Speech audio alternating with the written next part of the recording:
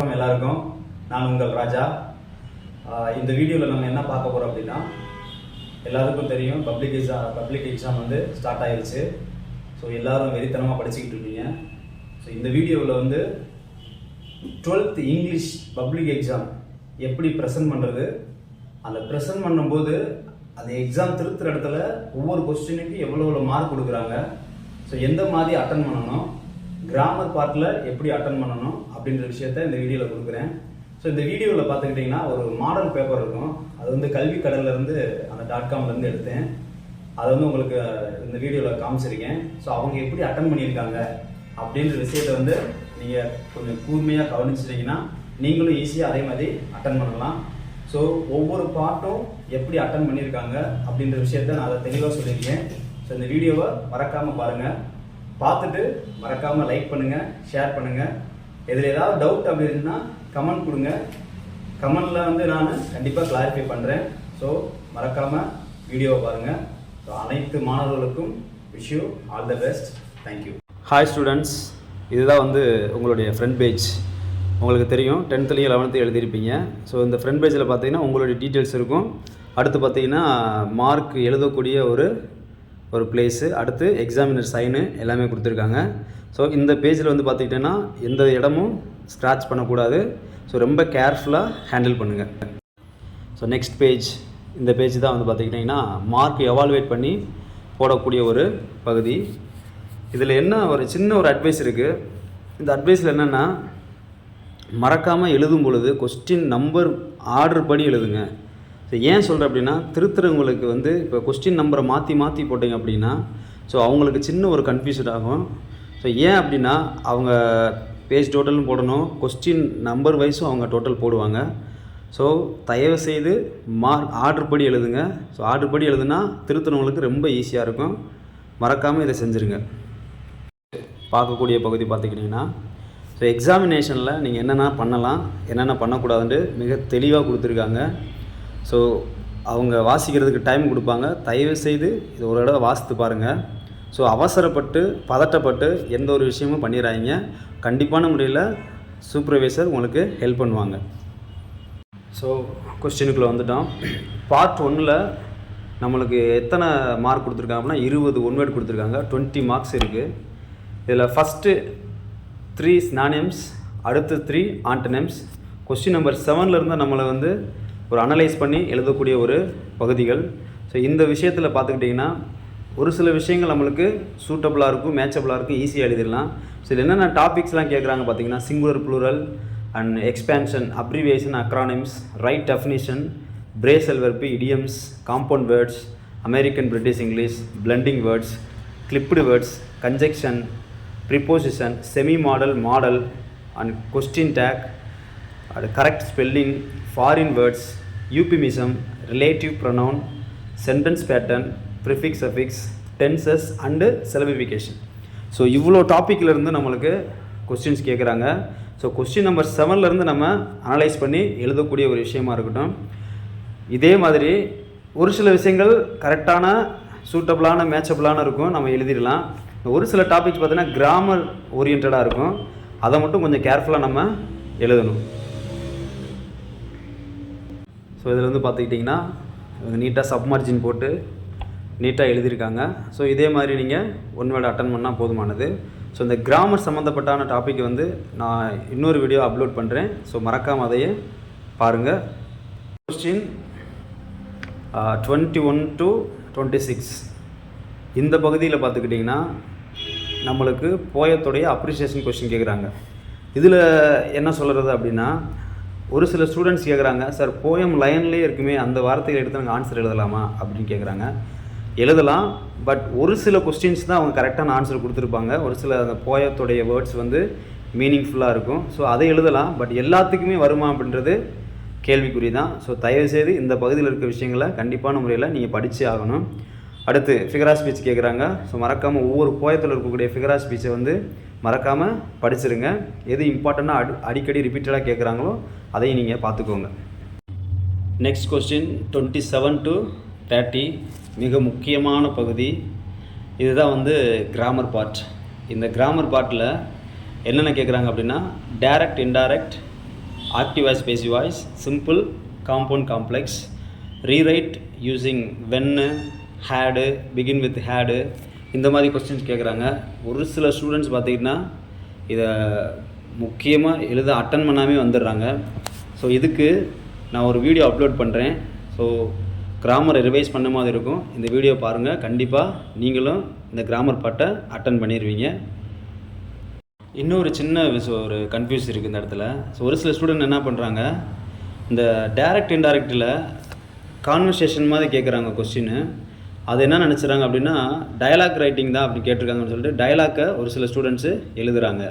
அந்த மாதிரி தவறுகளை பண்ணிடுறாங்க. நான் வீடியோ போகிறேன், அதை கண்டிப்பான முறையில் பாருங்கள். நெக்ஸ்ட் கொஸ்டின் என்ன பார்த்திங்கன்னா 31 to 33 ERC. இதில் வந்து 3 கொஸ்டின் கொடுத்துட்டு நம்மளுக்கு எனி 2 எழுத சொல்கிறாங்க. ஸோ இந்த 2 கொஸ்டினுக்கும் ஒரு கொஸ்டினுக்கும் 3 மார்க்கு. இதில் ஒரு சின்ன ஒரு அட்வைஸ் பண்ணுறேன், இதில் எப்படி எழுதுன்னு பாருங்கள். ஸோ இதில் வந்து பார்த்துக்கிட்டிங்கன்னா எப்படி மார்க் கொடுக்குறாங்க அப்படின்ற விஷயத்த நான் சொல்கிறேன். ஸோ நேம் ஆஃப் த போயமுக்கு ஒரு மார்க் கொடுக்குறாங்க, நேம் ஆஃப் த போயட்டுக்கு ஒரு மார்க் கொடுக்குறாங்க, எனி ரிலவெண்ட் எக்ஸ்ப்ளனேஷனுக்கு ஒரு மார்க் கொடுக்குறாங்க. இந்த பேப்பரில் அட்டன் பண்ணியிருக்காங்க பாருங்கள். ஸோ அவங்க ரெஃபரன்ஸ், கான்டெக்ஸ்ட், எக்ஸ்ப்ளனேஷன் கொடுத்துருக்காங்க. ஸோ ஒரு சில ஸ்டூடெண்ட்ஸ் வந்து ரெஃபரன்ஸ், எக்ஸ்ப்ளனேஷன் மட்டும் எழுதுனா போதுமானது தான். ஸோ ரெஃபரன்ஸில் போயத்தோட நேம் வந்துடும், போயட்டோட நேம் வந்துடும், எக்ஸ்ப்ளனேஷனில் எக்ஸ்பிளைன் பண்ணிடுவீங்க. ஸோ இதில் வந்துட்டு 2 மார்க் ஈஸியாக எடுக்கலாம். ஸோ எல்லா போயத்தோடைய நேமும் அந்த ஆத்தருடைய நேமும் கண்டிப்பான முறையில் படிச்சுக்குங்க, ரொம்ப யூஸ்ஃபுல்லாக இருக்கும். அடுத்த கொஸ்டின்ஸ் நம்மளுக்கு வந்து ப்ரோஸ் கொஸ்டின் ஆன்சர் 34 to 36. இதில் வந்து 2 கொஸ்டின் அட்டன் பண்ணால் போதும்.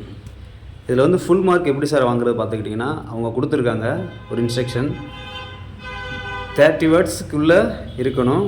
ஸோ 3 சென்டென்சஸ் இருக்கணும், அப்போ தான் நம்மளுக்கு ஃபுல் மார்க் கிடைக்கும் வித்தவுட் மிஸ்டேக். ஸோ மறக்காமல் கொஸ்டின் ஆன்சரை தெளிவாக படிச்சுக்கோங்க, அப்போ தான் நம்ம இந்த 3 மார்க்ஸும் ஃபுல்லாக நம்ம வாங்க முடியும். அடுத்த கொஸ்டின் என்னென்னு பார்த்துக்கிட்டிங்கன்னா 37 to 40 ஜென்ரலாக கேட்குறாங்க. இந்த ஜென்ரல் டாப்பிக்கில் என்னென்ன கேட்குறாங்க அப்படின்னா ப்ராபப்ஸ் கேட்குறாங்க, அடுத்து rearrange the following jumbled sentence, அடுத்து டிஸ்கிரைப் த ப்ராசஸ், அடுத்து பை சார்ட் கேட்குறாங்க, டயலாக் ரைட்டிங் கேட்குறாங்க இந்த பகுதியில். ஸோ இதில் வந்து டிஸ்கிரைப் த ப்ராசஸில் வந்து மார்க் எப்படி கொடுக்குறாங்க பார்த்திங்கன்னா கரெக்டான ஆர்டரில் அந்த டிஸ்கிரைப் பண்ணியிருந்தீங்க அப்படின்னா ஃபுல் மார்க் கிடைக்குது. இப்போ சப்போஸ் ஒரு சில கரெக்டான ரிலவெண்ட் ஆன்சர் இல்லை அப்படின்னா ஒரு சில பாயிண்ட் தான் எழுதிருக்கீங்க அப்படின்னா கண்டிப்பான முறையில் 2 மார்க் கொடுக்குறாங்க. ஜஸ்ட் ஒரு ஃபியூ பாயிண்ட்ஸ் தான் எழுதிருக்கீங்க அப்படின்னா கண்டிப்பான முறையில் உங்களுக்கு 1 மார்க் கொடுத்துருவாங்க. அடுத்து டயலாக் ரைட்டிங், இந்த இடத்துல தான் நீங்கள் கான்வர்சேஷன் மாதிரி கொண்டு வரணும். ஒரு சில ஸ்டூடெண்ட்டு இந்த கிராமர் பார்ட்டில் இருக்கக்கூடிய டைரக்ட் இன்டைரக்டை கொண்டு போய் டயலாக் ரைட்டிங் மாதிரி எழுதுற அந்த மாதிரி விஷயத்த நீங்கள் பண்ணாதீங்க. அடுத்து பை சார்ட் கொடுக்குறாங்க. இந்த பை சார்ட்டில் ஒரு சில வார்த்தைகள் அந்த கொஸ்டின்லேயே இருக்கும், ஹையஸ்ட்டு, லோயஸ்ட்டு, இந்த மாதிரி வார்த்தைகளை பார்த்துட்டு கரெக்டான ஆன்சர் எழுதுங்க, உங்களுக்கு கண்டிப்பான முறையில் ஃபுல் மார்க் கிடைக்கும். ஸோ நெக்ஸ்ட் கொஸ்டின் நம்மளுக்கு வந்து பேராகிராஃப் 5 மார்க்ஸ் கொஸ்டின்ஸ்லாம் ஆரம்பிச்சிருச்சு. ஸோ இதில் வந்து பார்த்துக்கிட்டிங்கன்னா அந்த பேராகிராஃப் எப்படி மார்க் கொடுக்குறாங்க அப்படின்னு பார்த்துட்டிங்கன்னா ஒரு சில இன்ஸ்ட்ரக்ஷன் கொடுத்துருக்காங்க. என்ன இன்ஸ்ட்ரக்ஷன் அப்படின்னா 60% அந்த கண்டென்ட்டு, அந்த பேராகிராஃபோடைய கண்டென்ட் இருந்துச்சு அப்படின்னா அடுத்து லாங்குவேஜ், அந்த ஸ்டைலு, அந்த கிராமர் மிஸ்டேக் இல்லாமல் எழுதுறது வித்தவுட் மிஸ்டேக், அந்த ஆர்கனைசேஷன் கரெக்டான ஒரு 40% இருந்துச்சு அப்படின்னா கண்டிப்பான முறையில் உங்களுக்கு 5 மார்க்ஸ் தராங்க. இதில் இன்னொரு விஷயம், ஒரு சில ஸ்டூடெண்ட்ஸ் பார்த்துட்டிங்கன்னா 4 பேஜ் 5 பேஜில் எழுதுகிறாங்க. ஸோ கரெக்டான விஷயந்தான், பட் இருந்தாலும் அவங்க கேட்டது பேராகிராஃப் மட்டும்தான். ஸோ 2 பேஜ்லேயே நீங்கள் நீட்டாக எழுதி அந்த கண்டென்ட்டை கொடுத்துடலாம். ஸோ இன்னொரு விஷயம் சொல்கிறாங்க என்னென்னா கரெக்டாக எழுதிட்டீங்க, ஸோ எந்த மிஸ்டேக் இல்லாமல் எழுதிட்டீங்க அப்படின்னா ஒரு சில பாயிண்ட்ஸ் தான் எழுதிருக்கீங்க அப்படின்னா 4 மார்க் கொடுக்குறாங்க. அடுத்து ஃபியூ மிஸ்டேக்ஸ் விட்டுருந்தீங்க அப்படின்னா 3 மார்க்கு, ஃபியூ பாயிண்ட்ஸ் தான் கொடுத்துருக்கீங்க அப்படின்னா கொஞ்சம் பாயிண்ட்ஸ் தான் எழுதிருக்கீங்க அப்படின்னா உங்களுக்கு 2 மார்க் கிடைக்குது. பாயிண்ட்ஸ் கம்மியாகவும் நிறையா மிஸ்டேக் விட்டுருந்தீங்க அப்படின்னா உங்களுக்கு 1 மார்க்கு கொடுக்குறாங்க. ஸோ மறக்காமல் தயவுசெய்து இந்த கண்டென்ட்டை கரெக்டாக கிராமர் மிஸ்டேக் இல்லாமல் எழுதுனீங்கன்னா ஃபுல் மார்க் வாங்கலாம். ஸோ மறக்காமல் இந்த விஷயத்த பண்ணிடுங்க. ஒரு சில ஸ்டூடெண்ட்ஸ் கேட்குறாங்க, சார் இதில் வந்து ஸ்னாப்சிஸ் போட்டு எழுதலாமா சார்? நோ ப்ராப்ளம், எழுதலாம். ஸோ கண்டிப்பான முறையில் அந்த டைட்டிலுக்கு ஏற்றாப்பில் அந்த கண்டென்ட்டை கொடுங்க. அப்படி கொடுத்தா தான் உங்களுக்கு ஃபுல் மார்க் கிடைக்க வாய்ப்பு இருக்குது. ஸோ மறக்காமல் எவ்வளோ முடியுமோ கிராமர் மிஸ்டேக் இல்லாமல் ஃபுல் மார்க் வாங்குறவங்க கிராமர் மிஸ்டேக் இல்லாமல் எழுத பழகுங்க. ஸோ கண்டிப்பான முறையில் உங்களுக்கு ஃபுல் மார்க்கு கிடைக்கும். ஸோ நெக்ஸ்ட் கொஸ்டின் பார்த்துக்கிட்டிங்கன்னா 46, 47. ஸோ இதுக்கு முன்னாடி நம்ம அட்டன் பண்ணது 41, 42, 43. இது பார்த்துக்கிட்டிங்கன்னா ப்ரோஸோடைய பேராகிராஃப், போயத்தோடைய பேராகிராஃப் அண்ட் சப்ளிமெண்ட்டோடைய பேராகிராஃப். இதில் வந்து சப்ளிமெண்ட்ரி பேராகிராஃப் பார்த்திங்கன்னா நம்மளுக்கு கின்ஸ் டெவலப்பிங் மாதிரி கொடுத்துருக்காங்க. ஸோ இது வந்து அவங்களே ஒரு கின்ஸ் கொடுத்துட்டாங்க. ஸோ அதை வச்சு நம்ம கதையை எப்படி நம்ம சப்ளிமெண்ட்ரி கவனிச்சிருப்போமோ அதுக்கேற்றாப்புல எழுதுனா போதும். ஸோ 44 என்ன கேட்குறாங்க அப்படின்னா ரைட் ஏ சம்மரி ஆர் மேக் நோட்ஸ். இதில் ஏதாவது ஒன்று எழுதலாம். நான் லைக் பண்ணுறது சம்மரி ரைட்டிங். ஏன் சம்மரி ரைட்டிங் எழுத சொல்கிறேன் அப்படின்னா இவங்க ஒரு விஷயத்துக்கும் ஒரு ஃபார்மெட்டில் மார்க் கொடுக்குறாங்க. ரஃப் டிராஃப்ட் ஆர் காப்பி அப்படின்னு எழுதலாம். ஃபஸ்ட் டிராஃப்ட் ஆர் காப்பி அப்படின்னு ஒரு டைட்டிலும் போட்டுக்கலாம். இதுக்கு 1 மார்க் கொடுக்குறாங்கப்பா. அடுத்து சூட்டபிள் டைட்டிலுக்கு 1 மார்க் கொடுக்குறாங்க. டைட்டில் போட்டு தலைப்பு போட்டீங்க அப்படின்னா அதுக்கு 1 மார்க் கொடுக்குறாங்க. அடுத்து fair draft or copy, final draft or copy, இந்த மாதிரி டைட்டிலும் நீங்கள் போட்டுக்கலாம். இதுக்கு வந்து 3 மார்க் கொடுக்குறாங்க. ஸோ இதில் அவங்க கொடுத்துருக்க விஷயம் என்னென்னா, ஸோ நம்ம சம்மரியில் வந்து ரஃப் காப்பியில் எவ்வளோ எழுதியிருக்கோமோ அதை விட கூட போயிடக்கூடாது ஃபேர் காப்பியில். ஸோ அப்போ தான் நம்மளுக்கு வந்து அந்த 3 மார்க் ஃபுல்லாக கிடைக்கும். இல்லாட்டி அவங்க ஆவரேஜாக தான் மார்க் போடுவாங்க. ஸோ தயவுசெய்து இந்த ஃபார்மெட்டில் நீங்கள் எழுதுனீங்க அப்படின்னா குறையாமல் 4 மார்க்காக வாங்கிடலாம்.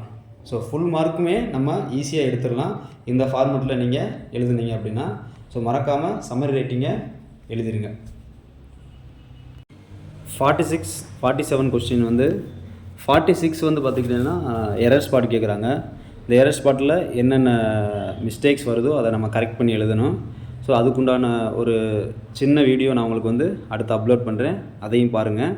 ஸோ அதுக்கடுத்து ஃபில் இன் த பிளாங்க்ஸ், அதில் வந்து ஹோமோஃபோன்ஸ் கேட்குறாங்க, செமி மாடல் கேட்குறாங்க, ஸோ கரெக்ட் டென்ஸ் ஃபார்ம் கேட்குறாங்க. ஸோ இந்த மாதிரி விஷயங்கள்லாம் வந்து நம்ம அடுத்த வீடியோவில் நான் அப்லோட் பண்ணுறேன், அதை பாருங்கள், உங்களுக்கு ஈஸியாக புரியும். அதுக்கடுத்து நம்ம வந்து லெட்டர் ரைட்டிங்கில் எவ்வளோ மார்க் கொடுக்குறாங்க அப்படின்றத நம்ம பார்க்கலாம். லெட்டர் ரைட்டிங் பொறுத்த மட்டும் அவங்க எவ்வளோ மார்க் கொடுக்குறாங்க அப்படின்னா, ஸோ அஃபீஷியல் லெட்டர் எடுத்துக்கிட்டோம் அப்படின்னா, நம்மளுக்கு ஃபார்மல் லெட்டர் எடுத்துக்கிட்டோம் அப்படின்னா ஃப்ரம் டூக்கு 1 மார்க் கொடுக்குறாங்க. அதுக்கடுத்து அந்த சப்ஜெக்ட்டுக்கு 1 மார்க் கொடுக்குறாங்க. அடுத்து பாடி ஆஃப் த லெட்டருக்கு 2 மார்க் கொடுக்குறாங்க. அடுத்து அட்ரஸ் ஆன் த என்வலப்புக்கு 1 மார்க்கு கிடைக்கிது. ஸோ மறக்காமல் இந்த விஷயங்கள்லாம் நீங்கள் அந்த லெட்டர் ரைட்டிங்கில் எழுதியிருக்கீங்களா அப்படின்ற விஷயத்த நீங்கள் மறக்காமல் பாருங்கள். கண்டிப்பான முறையில் மார்க் கிடைக்கும். ஸோ மறக்காமல் என்ன ஃபார்மெட்டில் இருக்குன்றதை அது ஃபார்மல் லெட்டராக இன்ஃபார்மல் லெட்டரான்னு கவனித்து எழுதுனீங்க அப்படின்னா உங்களுக்கு வந்து என்ன பண்ண கிடைக்கும், மார்க்கு ஃபுல் மார்க் கிடைக்க வாய்ப்பு இருக்குது. மறந்துடாமல் இதை ப்ராப்பராக அட்டன் பண்ணுங்கள். நெக்ஸ்ட்டு பார்த்துக்கிட்டிங்கன்னா 47 இவங்க அட்டன் பண்ணலை. ஸோ இதில் வந்து பார்த்துக்கிட்டிங்கன்னா 47Aவில் வந்து கின்ஸ் கொடுக்குறாங்க, ஒரு ஸ்டோரி எழுத சொல்கிறாங்க 150 வேர்ட்ஸுக்கு. இதுக்கு எப்படி மார்க் தராங்க அப்படின்னா, ஸோ கண்டென்ட் 60% இருந்துச்சு அப்படின்னா, இந்த லாங்குவேஜ் ஸ்டைலு ஆர்கனைசேஷன் 40% இருந்துச்சுன்னா நம்மளுக்கு ஃபுல் மார்க் கிடைக்கிது. இதில் இன்னொரு விஷயங்கள், டைட்டிலுக்கு 1 மார்க் கொடுக்குறாங்க, எக்ஸ்பென்ஷன் ஆஃப் அவுட்லைனுக்கு 3 மார்க் கொடுக்குறாங்க. அடுத்து மாரல் கமெண்ட்டுக்கு 1 மார்க் கொடுக்குறாங்க. ஸோ இதை மறக்காமல் எழுதிடலாம். அப்படி இல்லை அப்படின்னா அதுக்கு ஆல்டர்னேட் கொஸ்டின் வந்து பி ஆப்ஷனில் நம்மளுக்கு வந்து காம்ப்ரிஹென்ஷன் கொடுக்குறாங்க. இது எல்லாத்துக்குமே ஈஸி தான். ஸோ காம்ப்ரிஹென்ஷனை நீங்கள் அட்டன் பண்ணிடலாம். இது ஒவ்வொருக்கும் ஒரு மார்க்கு, ஒரு கொஸ்டினுக்கும் ஒரு மார்க்கு. ஸோ கரெக்டான ஆன்சரை செலக்ட் பண்ணி எழுதினீங்கன்னா ஃபுல் மார்க் எடுத்துடலாம். ஸோ எக்ஸாம் கம்ப்ளீட் ஆயிடுச்சு. எங்கெல்லாம் எம்டி பேஜஸ் இருக்கோ கண்டிப்பான முறையில் ஸ்ட்ரைக் அவுட் பண்ணுங்கள். தெளிவாக பொறுமையாக எழுதி முடிச்சுட்டு திரும்பி ஒரு தடவை திருப்பி பாருங்கள், கொஸ்டின் நம்பர்லாம் கரெக்டாக போட்டிருக்கோமா அப்படின்ற ஒரு விஷயத்த பொறுமையாக பார்த்துட்டு நல்ல எக்ஸாமை எழுதுங்க. Wish you all the best.